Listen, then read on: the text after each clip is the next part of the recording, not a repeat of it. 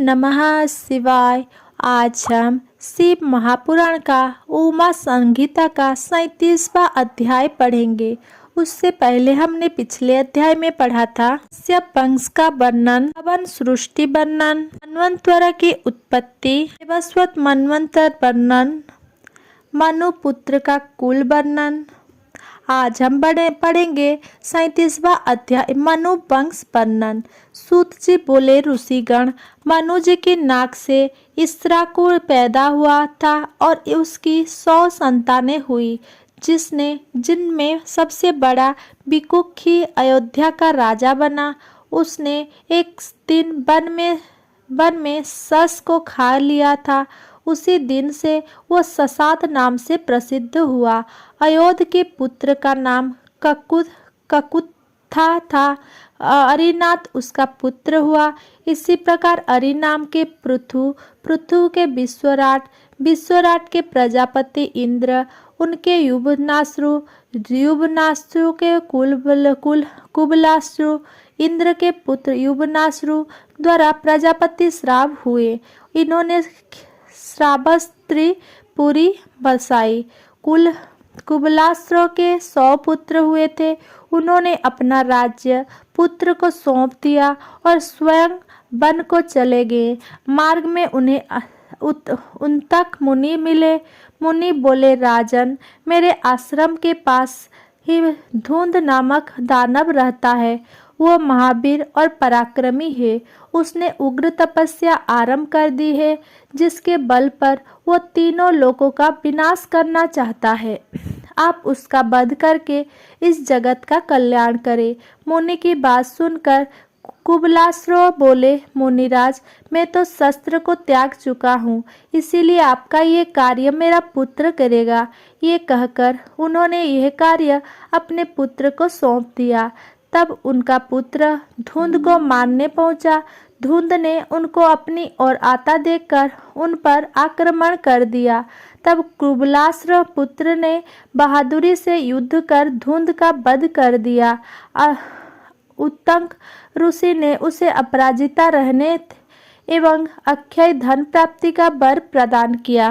के पुत्र में रूढ़ाश्र का हस्र, हरियाश्व का निकुंभ एवं ग्रहणाश्र, कुशाश्र एवं हेमवती कन्या उत्पन्न हुई। उसके प्रसेनजित नामक पुत्र हुआ। प्रसेनजित ने अपनी पत्नी के शाप दिया था, जिसके अनुसार वह बहुदानामा की नदी बनी।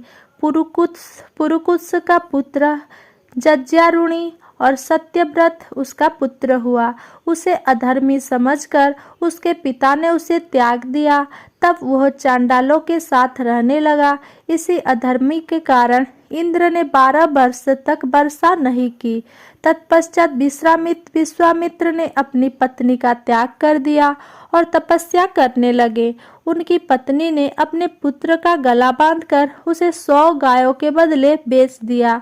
सत्यव्रत ने ही उसे बचाया। गला बांधने के कारण उसका नाम गालब हुआ। 30वां अध्याय सागर तक राजाओं का वर्णन। सूत जी बोले, ऋषिगण, सत्यव्रत ने विश्वामित्र की पत्नी और पुत्र का पालन पोषण किया। एक दिन की बात है, राजकुमार ने मांस खाने की जिद की। तब सत्यव्रत ने महर्षि वशिष्ठ की एक गाय को मारा और तीनों ने उसे खा लिया। जब महर्षि वशिष्ठ को पता चला तो वे बहुत क्रोधित हुए। उन्होंने सत्यव्रत को त्रिशंकु होने का शाप दे दिया। इधर जब विश्वामित्र लौटे तो उन्हें पता चला कि उनकी अनुपस्थिति में सत्यव्रत ने ही उनके पुत्र और पत्नी का ध्यान रखा, तो वे बहुत प्रसन्न हुए। महर्षि विश्वामित्र ने सत्यव्रत के पिता का राज्य उसे दिला दिया। यह यज्ञ द्वारा उसे सीधे स्वर्ग पहुंचा दिया। सत्यव्रत की पत्नी सत्यरथा थी और उनके पुत्र हरिश्चंद्र राजा हुए।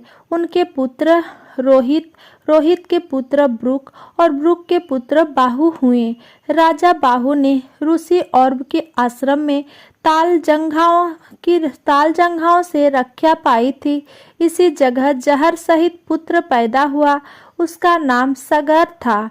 सगर ने भार्गव ऋषि से अग्निय नामक अस्त्र की शिक्षा ग्रहण की थी। उसने हय ताल जंघायों की मारकर पूरी पृथ्वी पर विजय प्राप्त की। तत्पश्चात शकबल्लुक, पारद, तगण, खस नामों आदि देशों में धर्म स्थापना किया। उन्होंने अश्वमेध यज्ञ किया और संस्कार द्वारा घोड़े को पवित्र कर छोड़ दिया। तब देवराज इंद्र ने घोड़े को पाताल में छिपा दिया। सगर पुत्र ने घोड़े की तलाश में उस स्थान की खुदाई करते करते वे कपिल जी के आश्रम में पहुंच गए। उनके शोर से कपिल मुनि ने आंखें खोली। उनकी आंखों की तेज की अग्नि से 60,000 सगर पुत्र भस्म हो गए। इनमें हर्ष, केतु, सुकेतु, धर्मरथ और सूरवीर पंचजन ही उस क्रोधाग्नि से बच पाए। इन्हीं के द्वारा सगर वंश आगे बढ़ा। 45वां अध्याय बेबस्वत वैश्य राजाओं का वर्णन।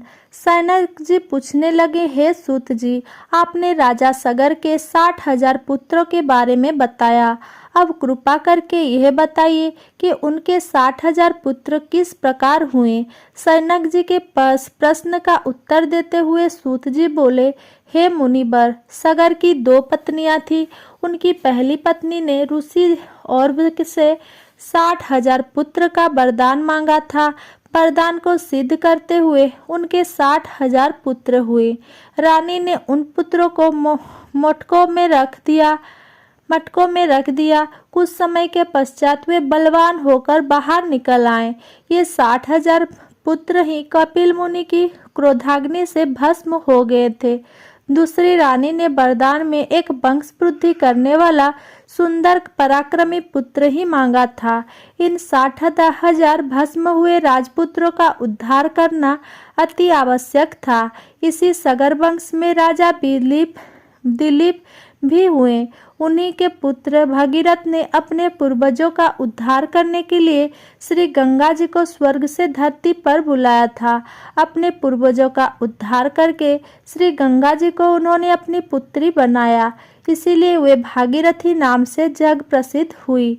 भागीरथी का पुत्र श्रुतिसेन, उनका पुत्र नाभाग का अबरीश, उनका सिद्धुदीप, उसका आयुताजी का ऋतुपर्ण, उसका अर्पण, उसका मित्रसह, उसका सर्वकर्मा का अनरण्य का मूढ़िद्रोह, उसका निषद और निषद का खटवाग का दीर्घबाहु का दिलीप का रघु का अज, उसका दशरथ एवं दशरथ के पुत्र के रूप में मर्यादा पुरुषोत्तम श्री राम का जन्म हुआ। श्री राम के पुत्रों के रूप में लवकुश का जन्म हुआ। इस प्रकार वैवस्वत वंश आगे बढ़ता रहा।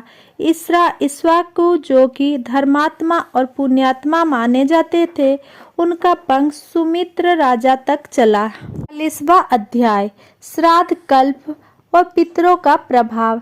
सनक जी बोले, हे सूत जी, सूर्य देवता को श्राद्ध देवता की संज्ञा कब और क्यों दी गई? साथ ही यह बताइए कि श्राद्ध का क्या महात्म्य है एवं उसका क्या फल होता है। सनक जी के प्रश्न का उत्तर देते हुए सूत जी बोले, हे मुनिवर, जो पुरुष पिता, पितामह और प्रपितामह का नित्य श्राद्ध करते हैं, उन्हें धर्म एवं शुभ सम्मान की प्राप्ति होती है। एक बार युधिष्ठिर ने भीष्म पितामह से पूछा, पितामह, पितरों को श्राद्ध कैसे प्राप्त होते हैं? अपने कर्मों द्वारा कुछ लोग स्वर्ग जाते हैं तो कुछ नरक। मैंने यह भी सुना है कि देवता भी अपने पितरों को श्राद्ध करते हैं। क्या यह सच है? युधिष्ठिर के वचन सुनकर भीष्म पितामह बोले, पुत्र, एक दिन मैंने अपने पिताजी का पिंडदान किया तो वे सामने प्रकट हो गए और कहने लगे कि पिंड को मेरे हाथ पर रख दो, परंतु मैंने उसे कुश पर रख दिया। ये देखकर वे बोले, पुत्र, तुम बहुत धर्मज्ञ हो। तुम पर प्रसन्न होकर मैं तुम्हें इच्छा मृत्यु का वरदान देता हूँ। तुम्हें तुम्हारी इच्छा के विरुद्ध कोई नहीं मार सकेगा। अपने पिता से वरदान पाकर मैं प्रसन्न हुआ और मैंने उनसे एक प्रश्न किया कि मुझे पितृकल्प के विषय में बताइए। यह सुनकर वे बोले, पुत्र, यही प्रश्न मैंने भी ऋषि मार्कंडेय से पूछा था। तब उन्होंने कहा, एक दिन मैंने एक विमान में एक बालक को सोते हुए देखकर उससे पूछा कि आप कौन हैं। तब वह बालक बताने लगा कि मैं ब्रह्मा जी का पुत्र सनत कुमार हूँ। सातों ऋषि मेरे भाई हैं। तुमने मेरे दर्शनों के लिए ही तपस्या की थी, इसीलिए मैं यहाँ प्रकट हुआ हूँ। कहो क्या चाहते हो। मार्कंडेय जी बोले, स्वामी, पितरों का स्वर्ग क्या है, कृपा कर उसका वर्णन कीजिए। सनत कुमार जी बोले, मुनिवर, ब्रह्मा जी ने देवताओं की रचना करके उन्हें भजन और तपस्या करने का आदेश दिया। देवता ब्रह्मा जी को भूलकर आत्ममंथन करने लगे। इस कारण रुष्ट होकर ब्रह्मा जी ने उन्हें संज्ञाहीन और मूढ़ होने का श्राप दे दिया। श्राप सुनकर वे बहुत दुखी हुए और हाथ जोड़कर ब्रह्मा जी से क्षमा याचना करने लगे। ब्रह्मा जी ने उन्हें उनके बड़ों से प्रार्थना करने के लिए कहा। वे उनके पास जाकर ज्ञान के बारे में पूछने लगे। वे बोले, हे पुत्रगण, तुम चेतना पाकर अपनी भूल का प्रायश्चित करो। उनकी बात सुनकर देवता पुनः ब्रह्मा जी की शरण में गए और पूछने लगे कि आप हमें बताइए कि उन्होंने हमें पुत्रक क्यों कहा। तब ब्रह्मा जी बोले, हे देवताओं, तुम्हें पुत्रक कहने वाले देव तुम्हारे पितर होंगे। तभी से वे तीन देव पुत्र पितरों के नाम से जगत प्रसिद्ध हुए। 41वां अध्याय। 7 व्याध पुत्र। सनत कुमार जी बोले, हे मार्कंडेय जी, स्वर्ग में पितरों के 7 गण हैं, जिनमें 4 मूर्त और 3 अमूर्त हैं। आद्य देवता अब्राह्मण उनका भजन करते हैं। वे अपने योग से सोम को तृप्त कराते हैं, इसलिए श्राद्ध में ब्राह्मण को भोजन कराकर उन्हें दान दक्षिणा दी जाती है। श्राद्ध में अग्नि, यम और सोम का आह्वान करे। जो मनुष्य श्राद्ध में पितृतृप्ति करते हैं, उन्हें प्रसन्न होकर पितर पुष्टि, आरोग्य और बुद्धि प्रदान करते हैं।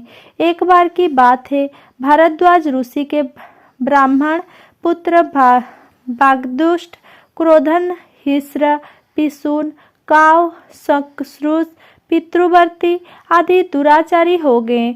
उनके पिता की मृत्यु हो गई।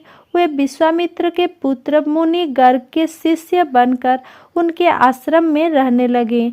एक दिन रास्ते में उन कुबुद्धि बालकों ने गाय को मार दिया और आश्रम आकर गुरुजी से झूठ बोल दिया कि गाय को शेर उठाकर ले गया है।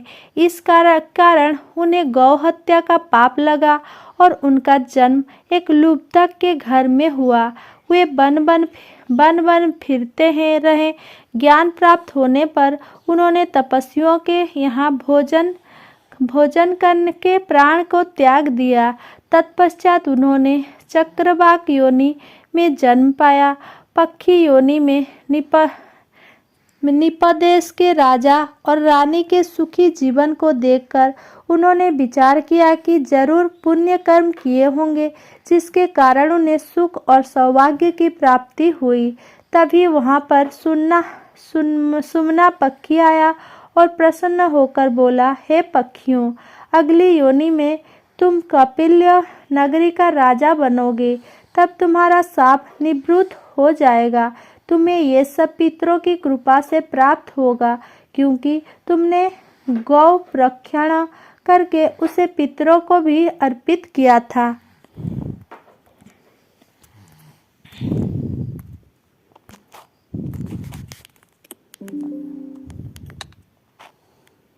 अगर मेरा ये वीडियो आपको पसंद आया हो तो मेरा वीडियो को लाइक, कमेंट, शेयर करें एंड मेरा चैनल को सब्सक्राइब करें। धन्यवाद।